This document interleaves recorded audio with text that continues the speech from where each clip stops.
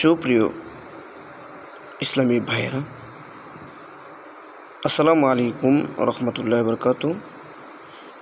দাওয়াত ইসলামীর Jamiatul Medina oh মাদ্রাসাতুল মদিনার রমজানের ক্যালেন্ডারটি হিংসা করে ছিঁড়ে ফেলছে। বিস্তারিত বলছি। একটা 3তলা বিশাল জামি মসজিদ, ওই মসজিদে এই দাওয়াত ইসলামীর ক্যালেন্ডারটি লাগানো হয়েছে রমজানে।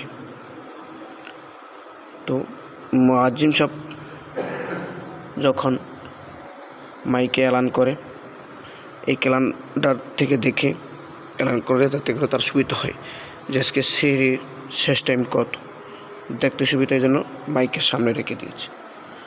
আর অপরদিকে আর একটা ক্যালেন্ডার ছিল ওই খাম্বার ভিতরে, অনেক বড় ক্যালেন্ডার। তো ওই ক্যালেন্ডারটা বাতাসে উড়ে দেয়। মুসল্লিরা বারবার এটাকে ট্রাই করার পরও ক্যালেন্ডারটা বাতাসে ছিঁড়ে গেছে। এখান থেকে সরিয়ে দেওয়া হয়েছে, যে কোনো একজনে সরিয়ে ফেলছে।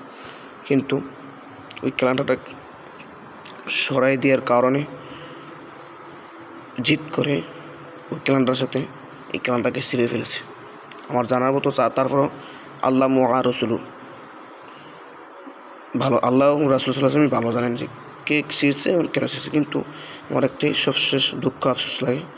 দুঃখজনক বিষয় হলো সেটি যে মানুষ মসজিদের বাহিরেও হিংসায় লিপ্ত থাকে, মসজিদের ভিতরে আসলে হিংসামি করে। অর্থাৎ হিংসা মানুষেরকে গ্রাস করছে যেমনিভাবে